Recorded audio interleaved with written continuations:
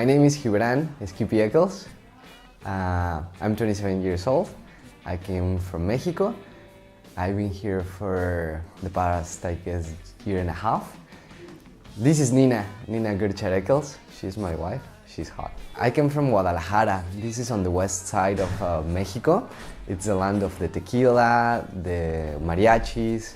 Well, I met Nina around 2 years ago. When I met her, I was living in Mexico City, working in a hostel in the reception as a front desk man and also in activities. She came there on a travel. I met her there and she impressed me a lot. She's a really nice person and she's really beautiful. And one of the things that also impressed me a lot was her passport. It says Slovenia. That was the first time that I ever hear about the place. And it was super weird because actually I thought that it was Slovakia. Probably I just hear about that place before, but never about Slovenia. So in my way to trying to impress her, I went through Wikipedia. Also I was trying to earn some tips. Well, I went to Wikipedia and I searched for this Slovenia place. I look in the map and so this tiny country somewhere between a lot of places. I was like, well, that sounds cool. And I learned about it, times in Yugoslavia, this Tito person and stuff. This hippie communist. Well, anyway, I developed a relationship with her. It was a really cool times, but she needed to go on her travel. So she went away around some month, I guess. And she decided to come back, so we were together, we had a lot of fun, we kind of living together, but this relationship was like in getting over. It was because she needed to come back to study here and I was working there. I make a really big effort for me to be able to visit her that winter, but I needed to fly into France. They stopped me in the border, so I actually spent 1 week in jail. They sent me to 2 trials, and they finally released me. I was like, really welcome to this new world, Europe. Thank you very much. She picked me up on the airport, and we drive all night until we finally arrived to Slovenia, Ljubljana.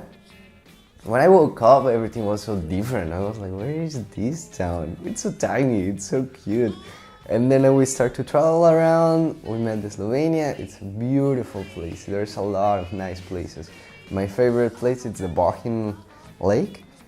Well, after a month, I needed to go back to Mexico by the idea to come back again. So I decided to cross the big ocean again. You lose the right to be in Europe, so you can just only be 3 months as a Latin American. So I came with this big impulse and I proposed to Nina and she accepted, and then after a week we got married. Okay, on my expectative of the new world, I thought that it was really a big difference. There was job for everyone. I was thinking that being married, it will make things easier, but it didn't. I spent almost a year without work. And there was a lot of things that was pushing me down, and it was like, well, I'm in a first world. I was dreaming a lot to going back to America and just work and make dollars and have fun. But being here without unemployment in a country where you don't speak the language, where you don't have any friends, it's really difficult. And Slovenian language is the most difficult thing in the world. Besides, it's just for 2 million people. My family and friends, they were kind of also pushing me down because they have this mentality where you need to support a woman and you need to be the man. So I was kind of also being pushed down by that because at the end I was just like being mantenido. That is the support man by a woman. But it's not bad. Women here in Slovenia are super capable to be independent and support someone else. In my country, it's way too different. If a woman gets married, they turn to be the housewife. And it's very typical there. but here's so different. I was also living my dream that I had when I was 17, that I was being support, but I was not completing my expectations of being independent, as I always wish. And I wanted to escape. Well, finally I didn't, so I decided to float against the current, and here I am. Now I'm the housewife, so I clean, I cook, I brush, swipe the dishes, I clean the windows, I have a garden now, I'm even a gardener. Okay, I found my way. On my relationship with Nina, I think that we will try till the end of the times. So sure, why not? My name is Omar Quintero. I also come from Mexico. Mexico City to be more exact. Well, perhaps you're wondering why I came to live here to Slovenia, and it's kind of an interesting story, to be honest. Well, first you have to know that I was born and raised in a slum in Mexico City, and we were having really hard times. Well, having no money when you're a kid doesn't make you have a good impression of your own country, right? So as soon as I had the chance, I did whatever I needed to do, and I got a scholarship to go to study to Moscow for a year. So I was there. I was super happy. I think it was the best experience I had in my life. And things happen. So I met this Slovenian girl over there. We had an interesting way of meeting each other. We met a hallway, we just look at each other. I remember that I was coming out from a party, and one friend of mine, was with a girl in our room because we were sharing a room. And I was like, what the fuck, man? What do I do now? So I had to go to the hallway to wait until he was finished. So I took a liter of milk with me. I just opened it, I sat down, and this girl was looking at me from afar. And it was really interesting for her that I was there in the middle of the night drinking milk. So she just approached, we started chatting, and it was like a magical night. Afterwards, we started dating and, having fun, going out, shit, until each one of us had to go to their own country. So I moved back to Mexico. I found a job in the northern part of the country, and well, I never really stopped thinking about this girl. We were still in touch or over the internet. I don't know, we opened a Facebook account, we were writing emails to each other, sending songs. We were in love, that's a fact. So at some point I asked her, hey, what if you come to live with me in Mexico? I think it would be an interesting idea, an interesting project for both of us, and see what happens. So she told me that first she needed to finish her studies, and I had to wait for half a year. After half a year, she just moved in with me in Mexico. We were kind of happy living there, but most probably you've heard about all these problems happening in Mexico with violence and gangs and cartels and drugs. And this city happened to be near the border with the United States. At night you would hear some shootings, but nothing too serious that would make you consider living there, until one night we heard a grenade detonating 2 blocks away from our apartment, and I was like, fuck, I don't want to live here anymore. And I think the most logical option for us was moving to Europe, and since she was Slovenian, we moved to Slovenia. So we moved to Slovenia. I was not really sure what we were gonna face, but it was certainly way more shocking than I was expecting it to be. I ended up living in a farm in a place called Dolenska in Slovenia, which is known to be one of the most rural areas. At first it was really nice. It was a whole new experience. I learned how to milk cows, seed plants, and to do the crop, but the charm lasted for just a couple of months until I realized that that was definitely not the place for me. It was beautiful as hell, and I still miss this place sometimes because it was one of the greatest views I've ever had in my life. But we started having problems with my wife because, you know, as a foreigner, it's not so easy finding a job, especially if you don't have documents and stuff like that. That was the first alarm that appeared in our marriage because we started having these little fights that don't really mean a lot, but when you start doing it over and over and over, it's like a snowball that falls from hill. It just starts getting bigger and bigger and bigger and bigger. So I finally got a job, but the damage was done already with our relationship, right? And also because I really wanted to work there full time and have a good life, I was staying long hours. So my bosses or people over there would appreciate what a hard worker I was. And I was staying late at night. Also because I was working in Ljubljana, the capital city of Slovenia. And I was going out with friends or, you know, just hanging around in a more urban place than this farm I was living at. So again, we started having problems and problems and problems. At some point, it turned out that the job I was having was way, way better than my wife had the chance to get, which was kind of weird because she's a local and she has a higher degree than I do. But apparently, as a designer, you have better chances to succeed here. And well, I was also teasing her a lot, and I think she took it the wrong way. So things just escalated until once I got the chance to get a job in Berlin. I went there for an interview. Everything went great. I was offered this job afterwards when I came back to Slovenia.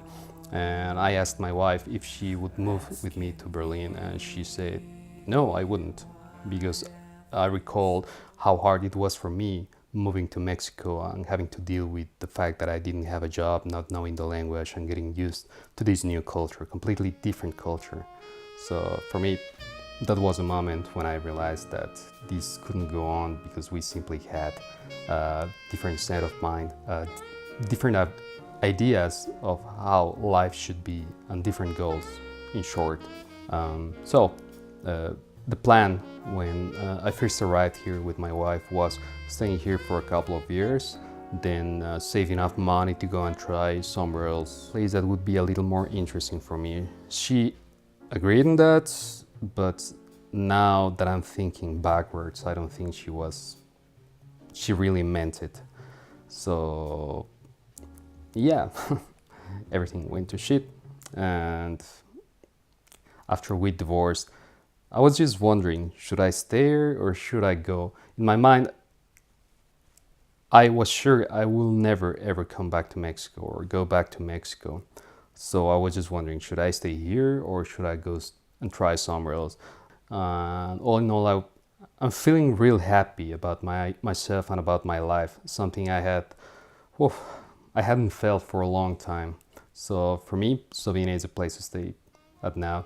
And now that I'm thinking about all these, I don't know if I'm gonna stay here, but I wouldn't definitely mind staying here for the rest of my life.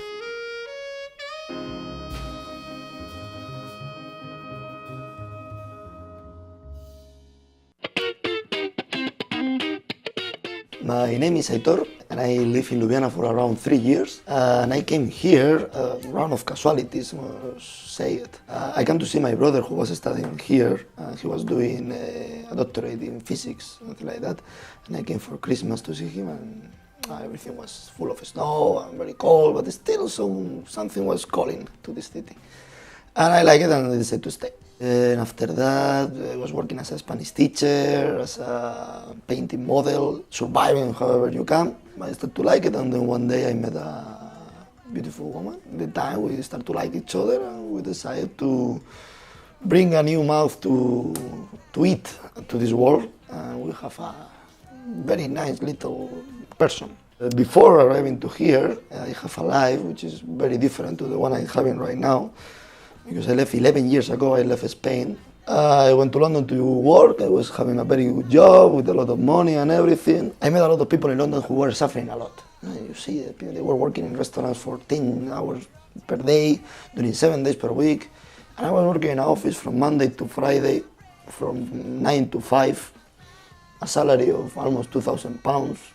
And then I decided to pack all my stuff and I went to Malta looking for the suffering. And I didn't suffer neither.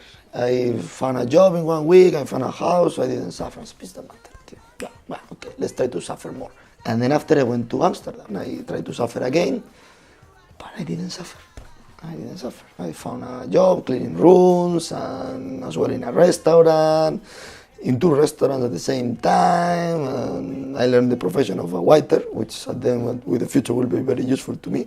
I spent there 6 months, I didn't suffer of course. The idea of suffering was already more somehow passed by and just enjoy life todo.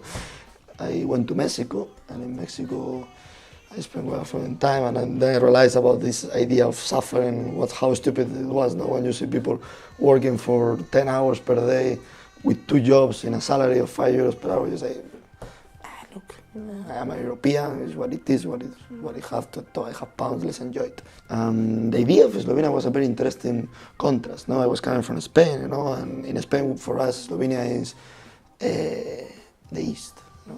It's still like a 1992, where all the people is Balkans. No, what is Balkan? Balkan is people with Kalashnikovs, and the whole structure of communist dictatorship. And I have this idea, I came here like, Slovenia, because we don't know Slovenia in Spain. Everybody had to look into the map. I told my grandma, what is this? Slovenia. They don't know in Spain. And you say, they live better than me. They are really super advanced. The Slovenians have much better education than what I consider in Spain. They have an idea of life, an idea of everything, which is, I don't know, somehow more clever than the Spanish one. No? They're more pure. No? They have a better heart. And it's a small place, but with a lot of things to give. No? It can be hard in the beginning, because the Slovenian language is a language. And it's complicated. Everybody speaks English, but of course, they have their own language, and you have to learn it somehow. No? And to find a job without speaking Slovene is difficult. It's very difficult. Even when you are in European Union or you have a free pass. And at the end, what you have to do is try to meet a lot of people, to get connections, know someone will know, someone will call you, someone will connect you in. And now, after this life of traveling, everything changed. No? In a good way, in a very good way, because it changed with a baby, it changed with a life in a couple, with a life of compromise, and a life of sharing everything, with someone and spending almost 24 hours per day with a person. It's fantastic. A kid is fantastic. The best thing you can happen in your life is a kid. Of course, you have these differences. Before was I could go have my chit chat, like that, talking in the night until 6, 7 o'clock, maybe no sleep, whatever. Now, no. Now you say why, but it's not because it's not effort. It's not like a sacrifice. It's something that you like to do. It's not. Oh, now I lost. You don't miss it. For me, I don't miss it. Myself, I don't miss it. You make him sleep. You make him laugh. You try the woman to keep him happy as much as possible. You try to keep the house clean, doing the bed so the life of the woman is easy. Massage, of course, all the time massages, feet massage, back massage, head massage, a lot of kisses. Never is enough kisses. The dishes, trying to clean the dishes all the time. Shopping, the shopping is a very important stuff. Diapers, breakfast for the mother, of course. The chocolate that sometimes, will be very, very good. Maybe before you never do it, or you do it once or twice per week. You didn't really care, but now you do it every day. I have lucky. No, not lucky. I have a good woman. I guess I am a good man too. For everywhere I've been, this is the best. I like snow in the winter. And the sun on the summer, it's perfect. They don't like it, but they always come back. That's the funny thing. They go and they always come back, always. As a daily routine, you wake up around 3 times in the night, and then you start to play with him. A lot of reading. That's really true. I can do a lot of reading. There is a rule, we don't talk to the child in English. He doesn't understand English. We only talk, me in Spanish and Alia in Slovene. But anyway, the kid speaks every language. He doesn't really care. He have the language, which is international, and every kid talk it.